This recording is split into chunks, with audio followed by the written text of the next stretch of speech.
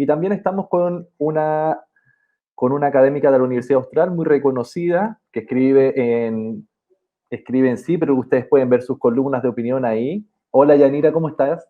Hola, ¿qué tal? Gracias por la invitación. Hace tiempo que queríamos conversar contigo y qué mejor momento que el 25 de octubre. Muy buen momento, efectivamente. Te estábamos escuchando igual en Radio Watch hace un rato, así que me parece que estás ahí igual analizando y con un análisis igual, digamos, bien contingente. ¿Podrías contarnos un poco, quizás a quienes nos están viendo, qué estás sacando, qué análisis haces de esta jornada? Si bien no hay cifras, probablemente por lo que has hablado con otras personas, hay mucha expectativa. Decíamos con Patricio Contreras, veíamos muchas filas, nosotros que hemos reporteado muchas filas, pero es por un protocolo COVID. Y también hay también mucha expectativa respecto a que hay mucha participación. Ayer en la noche habrás visto los resultados en las mesas extranjeras, ¿cierto? Y también altas expectativas. Vamos a ganar, el apruebo va a ganar. Se va a abrir el 26 de octubre la discusión de la convención constituyente. Y la discusión va a tener que ver con los miembros que van a participar ahí. Y ahí viene nuevamente un debate. ¿De dónde salen estos contenidos? ¿De dónde salen estos miembros? ¿Quién los elige? ¿Son los partidos con esta cuota de poder grande que existe? Esa reflexión parece que la dejamos desde el lunes, pero a mí me parece que hay que adelantar estas conversaciones, y ya lo han hecho organizaciones sociales. Y el movimiento feminista, claro que sí. Sí, bueno, a mí me cuesta, creo que todas las personas estamos hoy día un poco, al menos quienes nos dedicamos a la academia, un poco cruzados por lo emocional y por lo conceptual, ¿no? No sé qué tanto se pueden desligar una cosa de la otra. Claro, yo lo que veo hoy día es efectivamente un despliegue ciudadano con esa mística que no se veía hace mucho tiempo, y eso es reconfortante Sí. por sí solo, ¿no? Casi independientemente del resultado, y supongo que me puedo permitir decir esto porque también el resultado está apuntando a una transformación, o la apertura de una transformación en términos de sus posibilidades, porque la tendencia en las mesas que ya han sido escrutadas, que son las de voto en el extranjero, es muy clara, ¿no? Si uno pudiera proyectar, lo que no es una cosa tan sencilla, por supuesto, si uno pudiera proyectar ese resultado, ya parecería una opción muy nítida a favor del apruebo, ¿no? Yo creo que lo que tú comentas es que es esta segunda discusión, ¿no? Sí. Luego de quienes participan y cómo participan, imagino, en una convención constitucional, que también es eso, creo, lo que podría uno esperar que arrojara la votación de hoy día. Tiene distintos frentes de discusión, unos que todavía no están resueltos en el Congreso y que son fundamentales. O sea, por supuesto se ha abocado mucho porque en parte yo creo que el llamado estallido social está atravesado por esta idea de descrédito de la clase política, ¿no? Entonces aparece muy fuertemente la idea de la soberanía popular encarnada, vivida, ¿no? Que la soberanía popular es un concepto que no siempre evocamos, ¿no? Uh-huh. Pero a sabiendas de que, por supuesto, hay un proyecto de reforma que está pendiente, que lo que busca es complementar una reforma que ya se hizo al régimen de presentación de candidaturas de independientes para cualquiera de las convenciones, y que aligera los requisitos de esas candidaturas en relación con los requisitos que han tenido históricamente para las elecciones, que son las de referencia, que son las de diputados. Uh-huh. Aún así sabemos que esos requisitos hacen que no sea muy competitiva la disputa entre personas vinculadas a partidos políticos e independientes. Y claro, esa es una cuestión central, pero para mi gusto, la que es todavía más central es la representación de pueblos indígenas. Pues la Ya. representación de pueblos La cual, indígenas es algo que está respecto de lo cual hay una deuda muy profunda, es un conflicto social muy, muy importante que no se ha logrado resolver de buena manera. Y la de independientes, ¿por qué digo esto? Porque la de independientes todavía hay la posibilidad de que no tenemos todavía el escenario completo, de que los partidos políticos tomen nota de que sus posibilidades de obtener puestos en la Convención Constituyente son mayores si se proyectan hacia el mundo de independientes que si no lo hacen, porque si no podrían ser castigados. Es decir, hay razones estratégicas para que los partidos políticos, aún no estando obligados a hacerlo, tengan incentivos para hacerlo. Por supuesto, también hay inercias y lo que no sabemos es Sí. qué es lo que va a predominar, ¿no? Si el incentivo, que uno diría sería lo razonable, que usted busque del mundo, además por una razón adicional, porque dada la obligatoriedad de la presentación en todas las listas por distrito de mujeres, además encabezando las listas por las reglas de paridad, eso significa ir a buscar mujeres cuando normalmente los partidos no han buscado mujeres. Y podría ser que encontraran en el mundo independiente mujeres que tuvieran mejor perfil para afrontar esta elección, porque sabemos también que la ciudadanía está pensando en que el perfil de independiente por sí solo, independiente ligado probablemente a organizaciones territoriales o independientes expertos, que es el otro perfil que aparece, podrían ser más interesantes. Entonces yo creo que incluso aunque no se aprobara una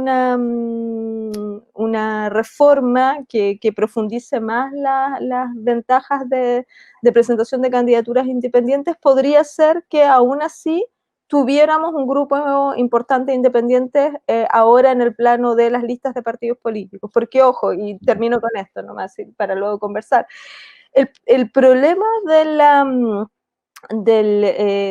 la cuestión de los independientes en términos prácticos, es un problema práctico, no es un problema de principio, por supuesto, es que los sitios en los que se ha abierto mucho el pool a la presentación de independientes, se produce un fraccionamiento en las listas de candidaturas. Claro. Y entonces eso en el sistema electoral hace que bajen las posibilidades de que un cierto conglomerado de ideas tenga representación, para decirlo en términos simples, con una mayor posibilidad de que se presenten distintos partidos y además independientes, sobre todo en la izquierda, porque en la izquierda suele haber más dispersión de ideas políticas y de listas. Las posibilidades de que no se ganen los puestos en la convención son mayores que al contrario, que si va más en bloque. Entonces, claro, es una dimensión también estratégica que no hay que perder de vista. Claro, hablas del mecanismo proporcional, que es el de diputados y diputadas que tú señalabas, que es cuando dice la derecha que vamos a tener dos congresos. Y también he escuchado gente hacer la comparación de que este es un segundo congreso, entre comillas, que finalmente va a construir la constitución. Y es por el mecanismo, que es distrital y se eligen a estos representantes. Es interesante lo que señalas porque en términos entonces de cálculo electoral, sería lógico abrir las listas a independientes, ¿no? Pero sabemos que en política no solo a veces, bueno, manda muchas veces efectivamente el cálculo, pero a mí me da también la sensación de que hay una cuestión que queda muy debajo de la mesa después de esto.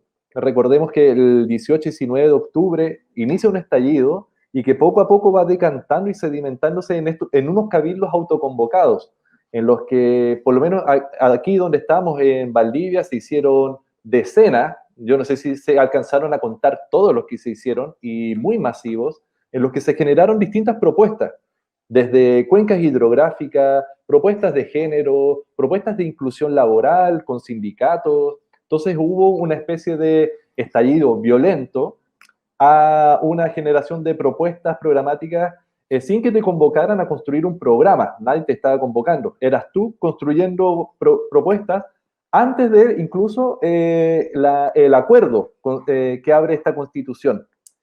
¿Qué pasa con estas propuestas? ¿Dónde voy a poder yo, por ejemplo, a ir a discutir lo que quiero que esté en la Constitución? No hay nada que obligue tampoco a estos constituyentes a abrir procesos constituyentes con la gente.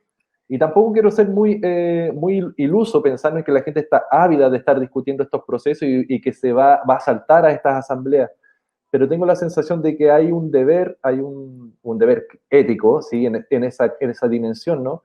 Pero de que esta constitución sea lo más abierta posible. No sé si los partidos tampoco están listos para eso, o quizás los tiempos no dan, nadie pensó en eso cuando estaban haciendo el acuerdo el 15 de noviembre, pero hay posibilidad de que se abra esta discusión y hagamos una constitución más deliberativa. ¿Es deseable al menos? Yo me Sí. preguntaría si es deseable para quienes deciden esto. No, yo creo que claramente es deseable que la Constitución sea más participativa, porque una cosa, como decía antes, es que eventualmente un modelo que permita presentar muchas candidaturas termine pulverizando la posibilidad de que ciertos conglomerados de ideas obtengan representación, es decir, convencionales. Esa es una cosa, eso es ingeniería electoral, pero de eso no se sigue que no se pueda construir un modelo en que las personas que resulten electas, que provengan del mundo de los partidos políticos, yo esperaría también con cierta apertura en las listas de los partidos políticos a personas independientes, pero también hay que comprender que los partidos políticos, las personas que se dedican a la política hacen de esto su carrera, entonces también van a tener interés de estar ahí. Entonces probablemente lo más realista es pensar que pueda haber una composición híbrida, pero de eso no se sigue que no se pueda construir en el proceso de discusión de la nueva constitución, que pensemos que va a durar al menos 9 meses, así está previsto en la constitución, canales de participación efectiva de la ciudadanía que pudieran incluso suponer la posibilidad de recoger territorialmente iniciativas presentadas por organizaciones sociales. Eso se ha hecho en procesos en otros países, ¿no? En Sudáfrica, por ejemplo, en Sudáfrica que venía atravesando de un proceso de apartheid, o sea, de una cosa mucho, una fisura social mucho más importante que la que tenemos en Chile, ¿no?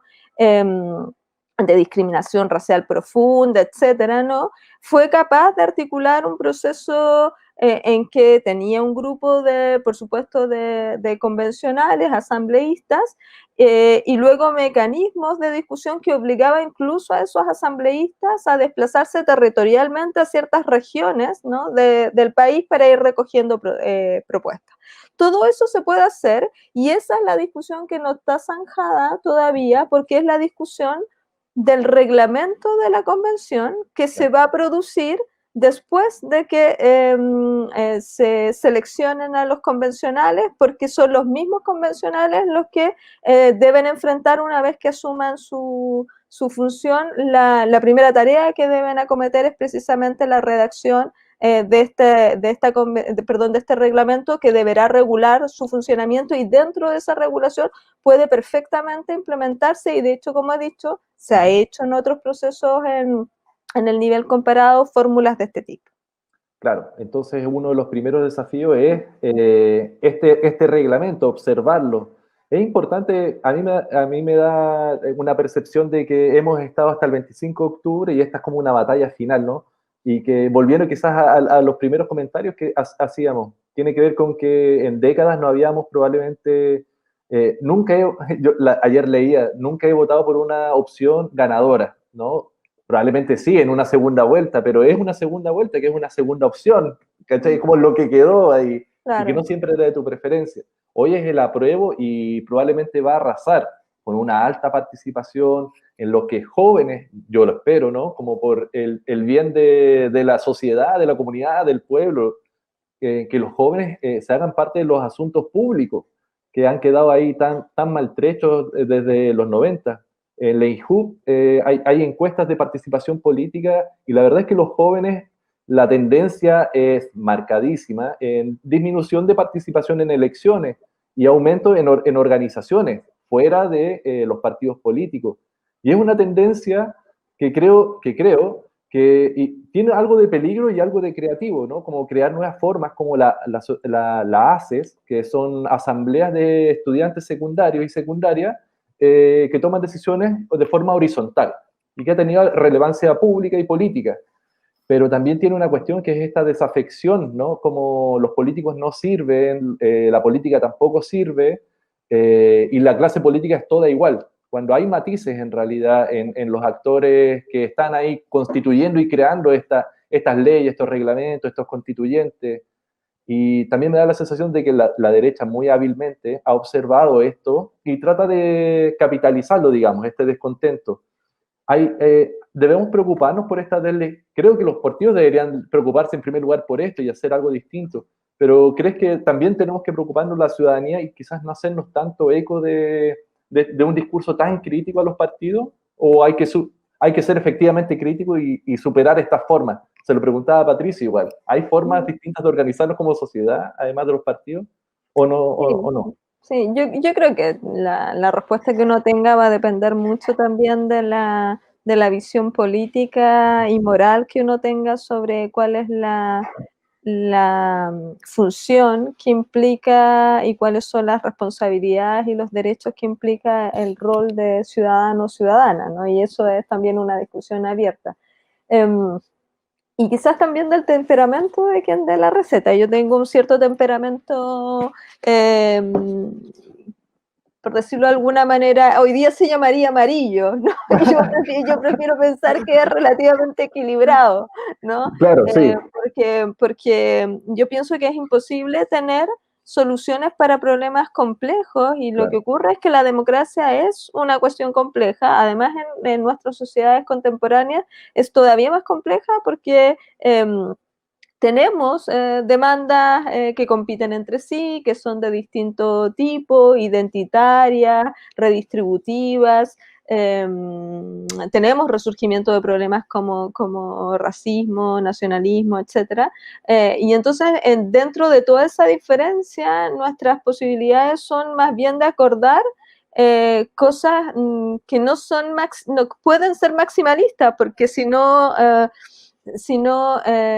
tendríamos que dar por supuesto que estamos de acuerdo cuando justamente el problema de la democracia es gestionar Claro. desacuerdos. Entonces hay algo que no es realista cuando uno piensa que el resto necesariamente tiene que ceder a su posición solo porque uno tiene otra posición, aunque uno pueda estar, por supuesto, legítimamente convencido de que la posición propia es la mejor. Dicho eso, yo siempre he pensado que el problema de la democracia representativa en sus modelos más clásicos es que funciona como una especie de dogma religioso, es decir, que uno requiere una fe. Cuando uno elige a una persona, requieres tener algo parecido a la fe de las religiones. Es decir, que tú le perdonas todo a esa persona, ¿no? Le perdonas todo a ese partido y tienes una confianza ciega en que tú puedes desentenderte del asunto e ir a votar cada cierto tiempo y no hacer mucho más. Pero claro, uno tiene fe de ese tipo en las relaciones, llamémosle emocionales, las que son vivenciales. La tendrá uno con la familia, con amigos, con la pareja, etcétera, pero no la tiene con una persona a la que elige, que muchas veces ni siquiera conoce, ¿no? O sea, ya no. Yo creo que eso se da en política, pero aquí ya se quebró la confianza. Como que había No, líderes, pero ¿no? yo creo que esa confianza ni siquiera es una confianza que uno pueda, que es una confianza esencialmente precaria y que históricamente esa confianza ha dependido mucho de liderazgos carismáticos que se ven de menos en menos, ¿no?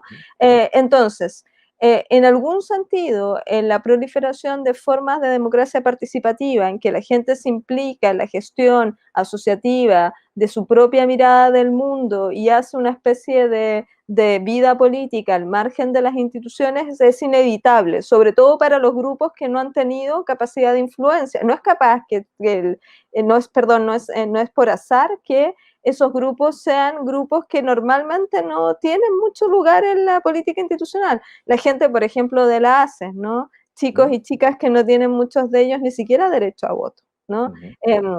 feminista, cuando las mujeres no hemos tenido normalmente presencia. No es casual que la salida a esas fórmulas de democracia participativa con carácter alternativo sea de estos grupos que en algún sentido les da igual, porque tampoco esa promesa de ser representado se cumple.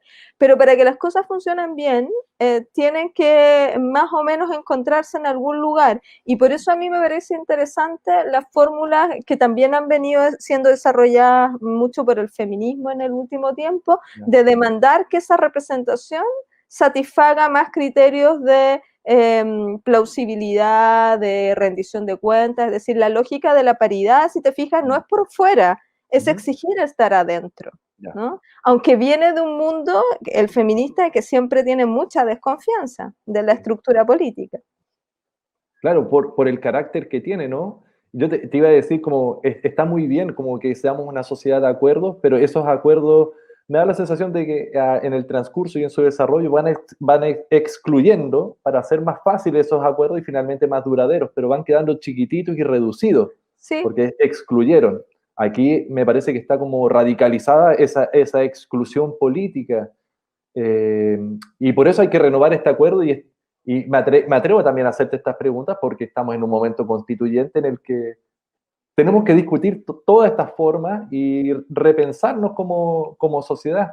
Yo no sé si sí. tú has visto igual, claro, el movimiento feminista igual es una cuestión interesante. Yo señalaba el secundario. El feminista también tiene otras formas de organizarse, y ha planteado cuestiones que en política, probablemente en la política Congreso, Parlamento, o lo que llaman como la verdadera política, no habían aparecido y costó.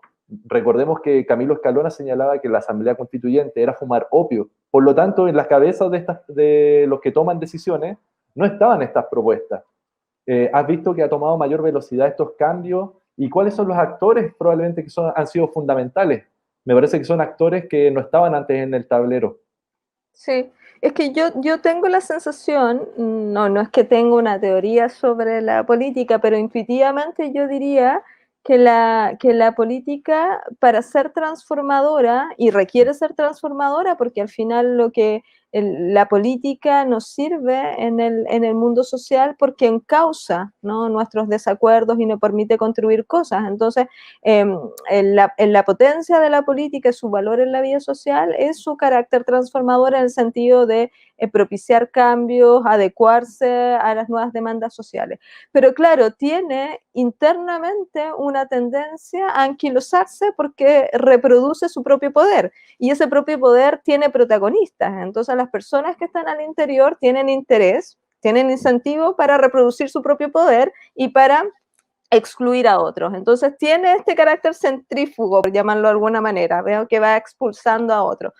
Entonces, claro, hay que tratar de constituirlo de una manera en que se termine aireando, ¿no?, permitiendo que ingresen otras personas, que haya renovación. Por eso es que estos acuerdos institucionales también de impedir que la gente se eternice en el poder, esto no, obligar la renovación de mandatos, son tan importantes porque permiten la circulación y permiten entonces que ingresen ideas nuevas, otras personas. Por eso es que la transparencia también es tan importante en el debate, porque permite la rendición de cuentas. Hay algo siempre en el ejercicio del poder, cualquiera sea el nivel, no solo en el poder político, sino también en el poder en otros lugares, que hace que la gente, a veces bien intencionada al principio, luego termine desviándose, ¿no? Y esto está muy dicho, ¿no? El poder, yo no lo diría tan en términos de que corrompe, pero crea incentivos para mantenerse, y esos incentivos al final no le hacen bien al sistema, por lo tanto hay que contrarrestarlos. Sí, me da la sensación de que esos son problemas a veces que hasta son filosóficos, porque es como los problemas estructurales de constituirnos como sociedad o comunidad. Alguien que tiene poder trata de mantener ese poder y probablemente no es tanto de este partido X, sino nada, es lo que nos sucede, pero ya es como una cuestión más filosófica, probablemente, no sé. Sí, Te quería, pero yo sí, diría que hay que mirarlo, porque sí, es bien importante cuando uno es ciudadano o ciudadana creo tener también un ejercicio crítico, no en el sentido de si yo lo estoy haciendo bien, porque puede ser que el estándar de uno puede ser un estándar muy mínimo ya, y decir algo así como yo voy a votar cada vez que hay una elección. No, yo lo pensaría en términos más exigentes. Si yo estuviera ahí, ¿cuáles Ajá. serían mis posibilidades en realidad de estar haciendo permanentemente solo lo que yo creo por convicción? Y Claro. probablemente si uno reflexiona en la vida diaria, no, la mayor parte de las veces no hacemos las cosas solo por convicción y muchas Ujú. veces no las hacemos por convicción, sino por otras razones. La Claro. política no tiene por qué ser algo muy distinto, creo yo. Ajá. Exigirle que lo hagan solo por convicción cuando en la vida diaria uno no siempre hace las cosas por convicción. Claro, de eso un poco está construida la vida finalmente, ¿no? En las tomas de decisiones. Bueno, es importante entonces ser crítico con las prácticas. Te iba a llevar a otra pregunta que me parece tan importante no olvidarla, sobre todo en este plebiscito. Estábamos cubriendo hoy el tema de, bueno, las elecciones, los locales de mesa, y hubo uno de los vocales de mesa que hizo una protesta pacífica, no irrumpió su protocolo, y tiene que ver con precisamente las víctimas de trauma ocular.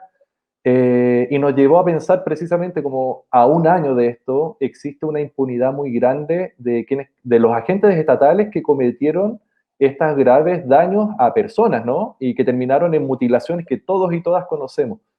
Eh, y nos daba a pensar precisamente como estamos en un momento de alegría, pero a un año de impunidad. ¿Cuánto tiempo va a pasar de esta impunidad? Y volvíamos a profundizar un poco la mirada y generar cambios molesta a gente que está acomodada con esto, con el status quo, digamos, este orden. Y esa gente generalmente opera desde la oscuridad y está anquilosada. Hablamos, por ejemplo, de ejércitos, carabineros, donde no todos los carabineros, sino institucionalmente, ahí existe, se resguarda mucho poder. Por eso vemos probablemente al Ejecutivo, al poder político también, eh, hablar con pinzas de lo que sucede ahí. No vemos reformas aún, vemos comisiones, anuncios de comisiones, otras, pero cambios estructurales y reformas y refundaciones, mucho anuncio, pero es muy difícil. Ahí estaba el libro de Mónica González, que loco leerlo este año, pasando todo esto, pero tiene que ver con la conjura que sucedía en 1973, ¿no? Cómo se conjuraban los poderes económicos, de armas y también el político. No sé si tú has pensado un poco en relación a qué está pasando en nuestro país, digamos, en esa dimensión. Sí, yo creo que lamentablemente esa dimensión no va a tener una respuesta inmediata como debiera ser, al menos en la investigación y determinación de responsabilidades de las personas que han participado en estos hechos, porque ya vimos que hay señales que más bien van en el otro sentido, ¿no?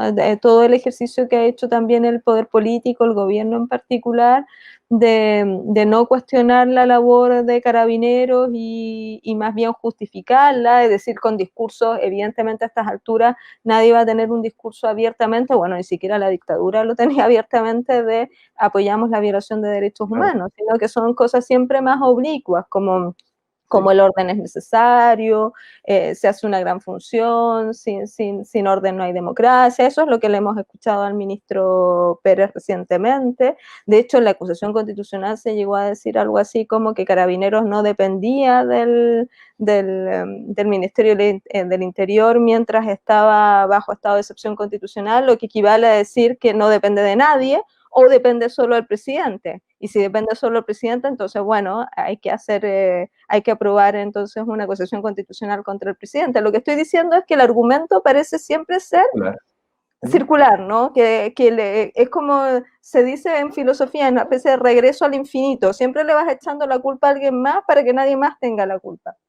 Ahora, esto desde el punto de vista institucional es probablemente la corroboración de que hay un problema serio con el Estado de Derecho, porque el Estado de Derecho se define como fuerza domesticada.